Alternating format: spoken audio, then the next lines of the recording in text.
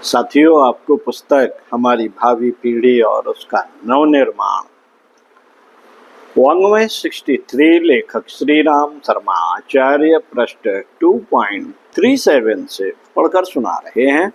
सत्य एवं शील। आइए सुनते हैं।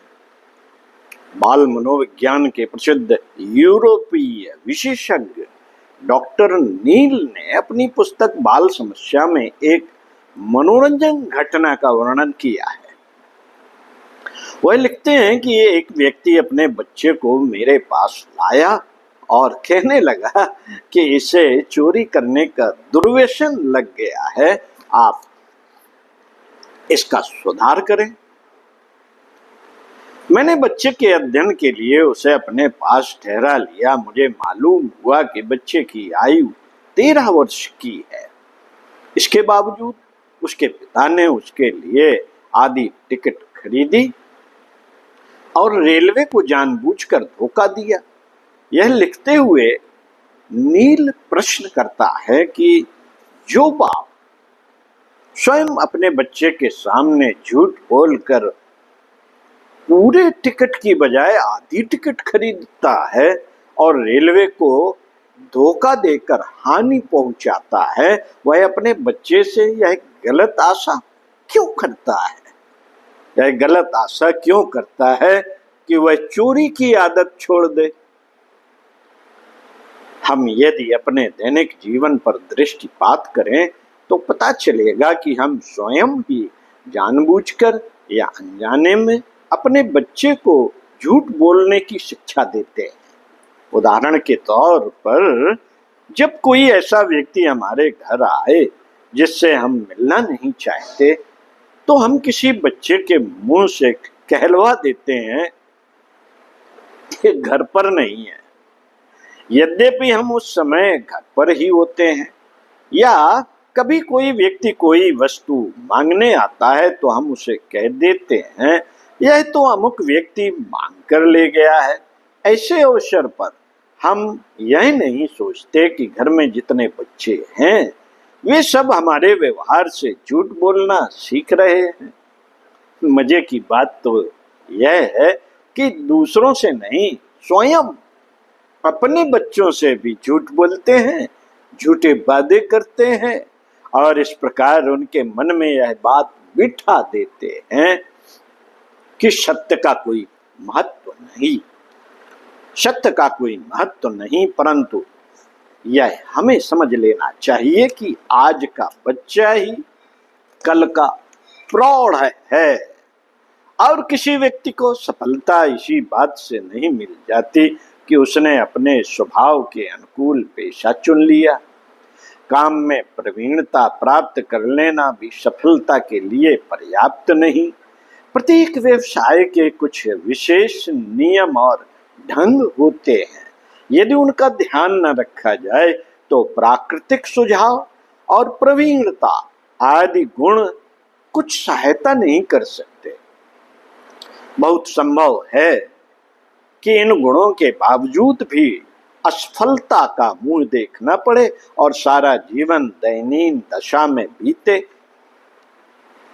संसार केवल वह नहीं देखता कि कोई व्यक्ति अपने काम के विषय में कितनी निपुणता प्राप्त किए हुए है, वह यह भी देखता है कि वह अपने पेशे के व्यवहारिक नियमों से भी परिचित है अथवा नहीं।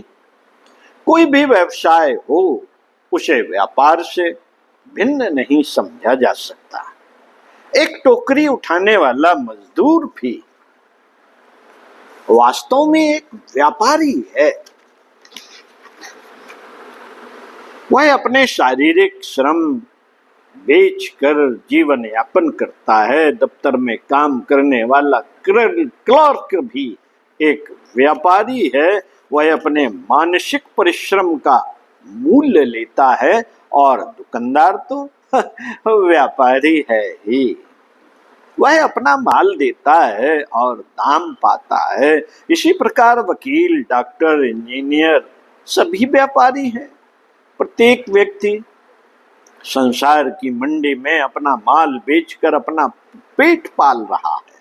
अतः यह कहना गलत नहीं कि व्यापार के नियम प्रत्येक पेशे के आधारभूत नियम होने चाहिए। किसी पेशे को इन नियमों से मुक्त नहीं कहा जा सकता। साथियों, ईमानदारी सर्वोपरि। व्यवसाय के व्यवहारिक नियमों के जिक्र में सर्वप्रथम स्थान ईमानदारी का है। इसलिए नहीं कि यह एक धार्मिक आज्ञा है और सभी धर्मों ने इसको बहुत महत्व दिया है। वेद शास्त्रों और धार्मिक ग्रंथों में सत्य की बड़ी महिमा गाई है, वरन इसलिए कि ईमानदारी सर्वोत्तम नीति है। इससे ठोस और दृढ़ परिणाम निकलते हैं। इसमें उन्नत का रहस्य छिपा हुआ है। ईमानदारी से अच्छा कोई विज्ञापन नहीं, इससे अच्छी कोई साख नहीं। यह मनुष्य के मानसिक और भौतिक विकास का अमूल्य नियम है। संसार में ईमानदार व्यापारियों और कर्मचारियों की सदा मांग रही है। वह फर्म, वह दुकान, वह क्लर्क और वह मजदूर बड़ा भाग्यवान है जिसके साथ बरतने वाले लोग उसे ईमानदार समझते हैं। असफलता अधिकतर उन्हीं लोगों के हिस्से में आती है जो लेन देन के खरे नहीं होते, जो अपने आसामियों, ग्राहकों और मालिकों को धोखा देते हैं, जो समय में, धन में, माल में बेईमानी को अपना स्वभाव बना लेते हैं। कारोबार या पेशे का उद्देश्य लोगों को बुद्धू बनाकर अपना उल्लू सीधा करना नहीं है। यह ठीक है कि कुछ लोग चालाकी और धोखे से भी सफल हो जाते हैं, परंतु उनकी सफलता वास्तव में कोई सफलता नहीं। एक पुरानी लोकोक्ति है और उसके ठीक होने में कोई संदेह नहीं कि काठ की हांडी बार बार नहीं चढ़ती। बेईमानी और धोखे का भांडा एक ना एक दिन अवश्य फूटता है। एक वृद्ध व्यापारी को मैं वो वर्षों से जानता हूँ। उनका देहांत हो चुका है। ईमानदारी उनके कारोबार का आधारभूत नियम था। वह अपने कारखाने में बढ़िया से बढ़िया माल तैयार करते थे। उनके पास जो ग्राहक आता, वह बच्चा हो या बूढ़ा, अज्ञात व्यक्ति हो या अपना संबंधी, सबके साथ समान व्यवहार करते। ऐसा कोई नहीं हुआ कि कोई प्रियजन उनके निश्चित दामों में कोई कमी करवाने में सफल हो सका हो। ऐसा भी कभी नहीं हुआ कि किसी अनजाने व्यक्ति ने से उन्होंने कभी अधिक दाम लिए हो। लोगों को उनके तैयार किए हुए माल और उनके लगाए दामों पर पूरा भरोसा था। उनका प्रत्येक ग्राहक उनका चलता फिरता विज्ञापन था। दूर दूर से व्यापारी उनसे माल खरीदने के लिए आया करते थे, और वह केवल इसलिए कि उनकी ईमानदारी प्रसिद्ध थी। ईमानदारी मित्र बनाने में सहायता करती है और मित्र सफलता का मुख्य आधार समझे गए हैं। एक बार मेरे एक मित्र ने बताया कि वे एक बार एक पुस्तक विक्रेता की दुकान पर गए, उससे कुछ पुस्तकें खरीदी। वापस आते समय वे अपना बहुमूल्य कलम उसकी दुकान पर भूल आए। उन्हें याद भी न रहा कि कलम कहीं रखकर भूल गए हैं। कई सप्ताह बाद उन्हें फिर उस दुकान पर जाने का अवसर हुआ। दुकानदार ने उन्हें देखते ही मेज की दराज खोली और कलम निकालकर उनके हवाले कर दिया।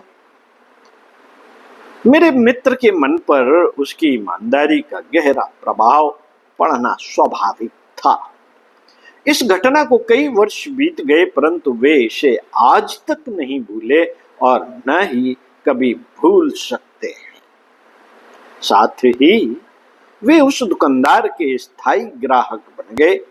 हम देखते हैं कि अंग्रेजी, जर्मनी, तथा अमेरिकन माल की बाजार में बड़ी मांग है, बड़ी मांग रहती है, उनका मूल्य चाहे अधिक हो, लेकिन भारतवासी भी उसी को खरीदना पसंद करेंगे।